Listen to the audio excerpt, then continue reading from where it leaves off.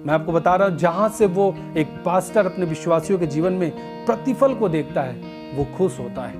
क्यों? क्योंकि वो उसी चीज के लिए, उसी चीज पर वो काम कर रहा था। आप कितना भी बोलें, लेकिन ये बात फिक्स है कि आप उन्हीं के द्वारा आजाद हुए हैं। आप अपने पास्टर के द्वारा आजाद हुए हैं। आप किसी भी चर्च के मेंबर हो, आप एक परमेश्वर के दास की प्रार्थना के द्वारा आजाद हुए हैं। जो उन्होंने परिश्रम किया है, वो चाहते हैं कि आप गवाएं ना, परंतु उसका जो पूरा प्रतिफल है वो आप प्राप्त करें।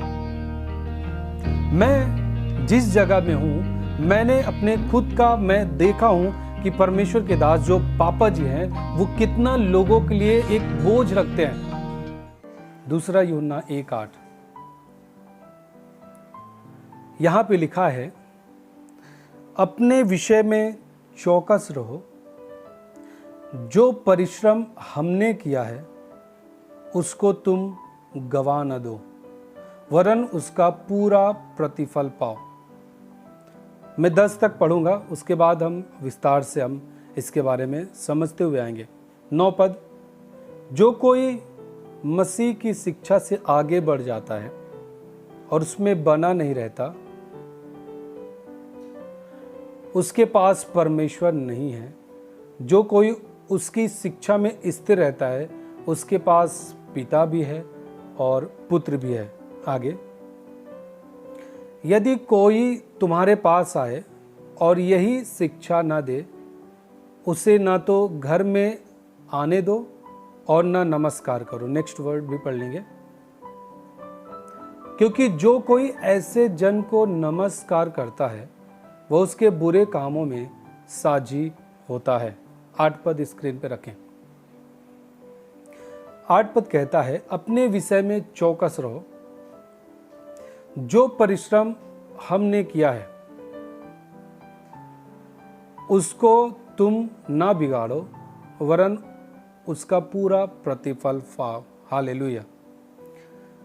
देखिए, जो यूहन्ना का लेखक है वो कहता है अपने विषय में चौकस रहो, और बाइबल कहता है आगे, जो परिश्रम हमने किया है, जो परिश्रम आपके पास्टर ने आपके लिए किया है, जो परिश्रम पास्टर करते हैं, अब उन्होंने आपके लिए परिश्रम किया। आपका काम है कि उस विषय में चौकस रहे, क्योंकि सावधानी रखना हमारा काम है। जो पास्टर मेहनत कर रहा है वो कर रहा है, और वचन ये भी कहता है कि जब अगर चौकस नहीं रहोगे तो क्या होगा कि जो पास्टर ने मेहनत किया है आपके पीछे, उसको आप गंवा देंगे। लेकिन जो पास्टर ने मेहनत किया है, उसकी इच्छा है कि आप पूरा उसका प्रतिफल पाओ, जो हमने मेहनत किया है आपके लिए। हालेलुया। एक बात याद रखें, आप जिस भी चर्च के मेंबर हैं,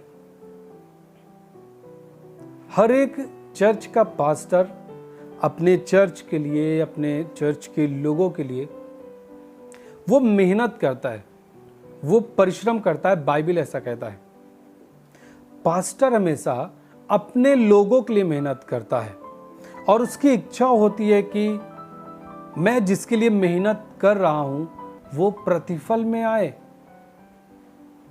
क्योंकि कोई भी व्यक्ति जब किसी भी विषय पे काम करता है तो उसकी इच्छा होती है कि उसमें रिजल्ट आए, और यदि रिजल्ट नहीं आता तो वो निराश होता है कि मैंने इतनी मेहनत की परंतु प्रतिफल नहीं आया।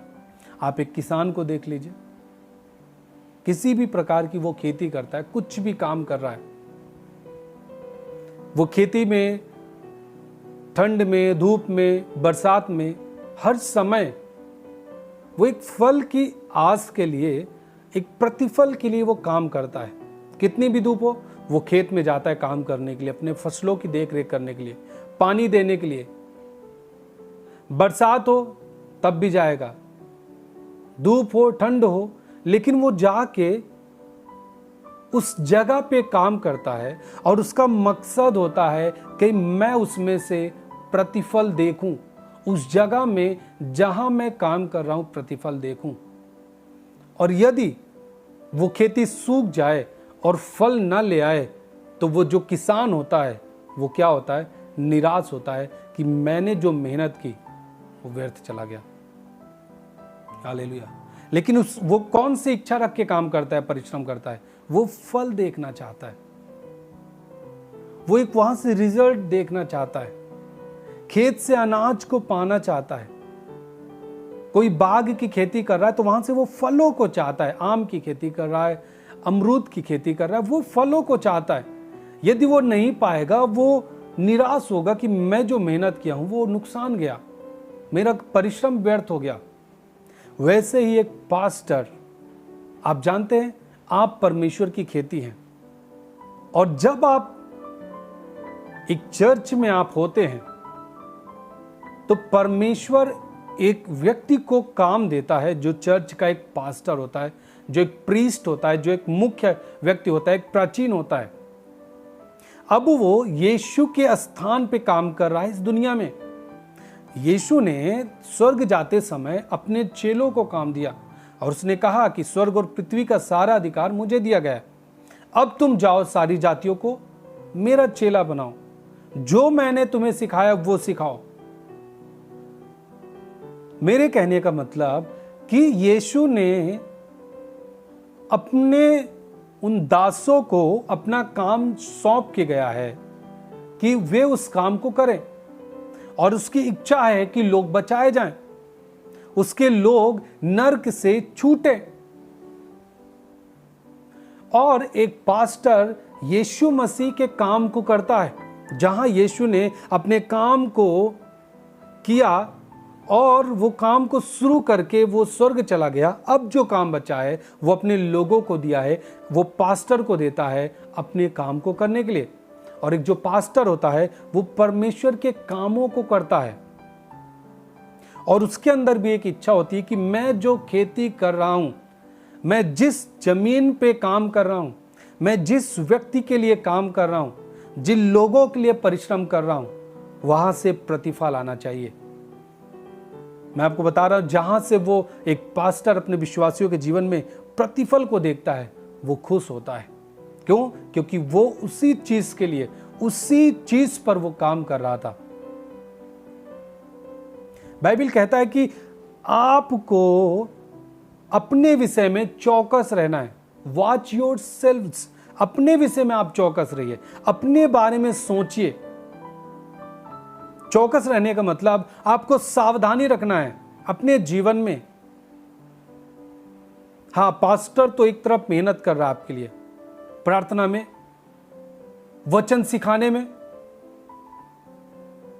वो कोई भी समय प्रार्थना और वचन के लिए वो स्किप नहीं करता, वो ऐसे ही छोड़ नहीं देता, उस पर काम करता है। वो एक पास्टर अपने लोगों के लिए प्रार्थना करता है। मैं जिस जगह में हूं, मैंने अपने खुद का मैं देखा हूं कि परमेश्वर के दास जो पापा जी हैं वो कितना लोगों के लिए एक बोझ रखते हैं, एक एक व्यक्ति के लिए वो प्रार्थना करते हैं। कोई भी प्रेयर रिक्वेस्ट आती है वो पूरे मतलब उनका काम ही है कि आपकी जो प्रेयर रिक्वेस्ट आती है आपके लिए प्रार्थना करें। वो आपके लिए परिश्रम करते हैं। अगर किसी को जो व्हाट्सएप के जरिए से आप एक व्हाट्सएप नंबर आप दिखाएं, वो मैं इसी के साथ जाऊंगा, जो प्रेयर रिक्वेस्ट के लिए जो नंबर है, ये नंबर हाफ ऑफ कर दे स्क्रीन पे। ये जो नंबर है आप देख रहे हैं, इस पे जब भी आप व्हाट्सएप करते हैं अपनी समस्याओं को, अपने प्रेयर विषय को आप इस पे आप लिखते हैं, तो परमेश्वर के दास आपके लिए प्रार्थना करते हैं। और मैंने देखा है उन्हें कि जब भी परमेश्वर के दास देखते हैं कि कोई भाई या बहन लिखता है कि पास्टर जी हमको दिक्कत है, मैं वो थोड़ा निराश, जैसे कोई भी व्यक्ति लिखता है कि मुझे इस तरीके से परेशानी है, और परमेश्वर के दास समझ पाते हैं कि ये बहन ये भाई निराशा में है, इससे टीम के द्वारा बात होनी चाहिए और इसको उत्साह की ज़रूरत है, तो परमेश्वर के दास तुरंत उसको टीम के पास नंबर भेजते हैं और टीम उनसे बात करके उन्हें ढांढस दिलाती है और प्रभु के वचन से सिखाती है। एक एक व्यक्ति के लिए वो परिश्रम करते हैं।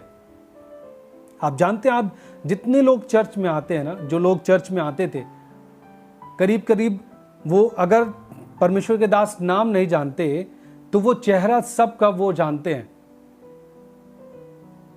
परमेश्वर के दास अपनी टीम से हमेशा एक एक व्यक्ति के बारे में पूछते रहते हैं। इस जगह के लोग, इस साइड के लोग कैसे हैं। कॉल्स के जरिए आपका जब कॉल आता है उसके जरिए से पूछते हैं कि कहां कहां से कॉल आता है लोगों का। तो वो हमेशा आपके लिए परिश्रम करते हैं। उनकी इच्छा है कि आप बचे रहें। उनकी इच्छा है कि प्रभु यीशु जब आए तो आपको अपने राज्य के योग्य पाए और आप स्वर्ग के राज्य में जाएं। परमेश्वर के दास आपको बचाना चाहते हैं। जब उन्होंने प्रार्थना की और आज एक व्यक्ति जहां पे मरने वाला था जिंदा हुआ, उन्हीं की प्रार्थनाओं से आप नशे से आजाद हुए, उन्हीं की प्रार्थनाओं से दुष्टात्माओं से आजाद हुए। बहुत सारी बड़ी बड़ी गवाहियों को मैंने देखा है कि जब परमेश्वर के दास ने प्रार्थना किए लोगों के जीवन में काम हुआ है। ये मैं मैन ऑफ गॉड की एक बड़ाई नहीं कर रहा कि प्रभु की महिमा उन्हें दे रहा हूं, बट ये चीज मैंने देखा है और प्रभु ने अधिकार दिया है अपने दास को करने के लिए, और वो उस पूरी जिम्मेदारी के साथ अपने काम को करते हैं। लेकिन एक विश्वासी जब चंगा हो जाता है वो कहता है उनकी प्रार्थना से थोड़ी हुआ, यदि प्रभु ने चाहता तो मैं थोड़ी ठीक हो पाता। तो क्यों आप आए थे उस समय? आप घर पे क्यों नहीं ठीक हुए? जब उन्होंने आपके लिए ले हैंड किया और आप चिल्लाने लगे और आप जैसे आप जिस तरीके से आपके ऊपर अटैक होता था आप उस दिन से आजाद हो गए, फिर आप कहते हैं उनकी प्रार्थना से हमको कुछ नहीं हुआ। वो तो मनुष्य हैं, वो क्या कर सकते हैं? आपको नहीं पता कि परमेश्वर अपने दास से कितना प्रेम करता है, अपने दासों से जिन्हें वो नियुक्त करके रखा है। आप कितना भी बोलें, लेकिन ये बात फिक्स है कि आप उन्हीं के द्वारा आजाद हुए हैं। आप अपने पास्टर के द्वारा आजाद हुए हैं। आप किसी भी चर्च के मेंबर हो, आप एक परमेश्वर के दास की प्रार्थना के द्वारा आजाद हुए हैं। आप कितना भी बोलें कि मुझे प्रभु ने चंगा किया, हाँ प्रभु ने चंगा किया है, लेकिन जो परिश्रम कर रहा है उसका क्या? जब बाइबल कह रहा है कि वो परिश्रम करता है एक परमेश्वर का दास, उसका क्या? पौलुस इसी जिम्मेदारी से अपने लोगों को सिखाता रहा कि ऐसा ना हो जो मैंने परिश्रम किया है वो तुम गवा ना दो। और जो यूहन्ना का लेखक है वो भी ऐसे कह रहा है। आप जब पत्री में पढ़ते हैं, बहुत सारी जगह में पौलुस बड़ी जिम्मेदारी के साथ कहता है कि अपनी आत्माओं को संभालो, सावधान रहो इस संसार से, लोगों से सावधान रहो जो भरमाने वाले हैं। तरह तरह से परमेश्वर के दास लोग जो परिश्रम करते थे उस पे वो अपने लोगों को सतर्क भी करते थे। ऐसा ना हो कि जो मैं परिश्रम कर रहा हूं, एक लोग, क्योंकि ये संसार से लोग आए हैं, इन्होंने अभी प्रभु को जाना है, ऐसा ना हो कि किसी के भरमाने में आए और ये जो हमने परिश्रम किया है गवा दे।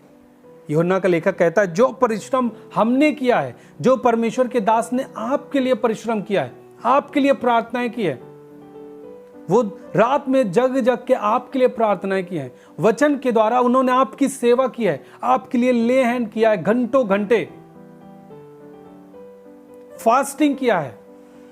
जो उन्होंने परिश्रम किया है वो चाहते हैं कि आप गवाएं ना, परंतु उसका जो पूरा प्रतिफल है वो आप प्राप्त करें।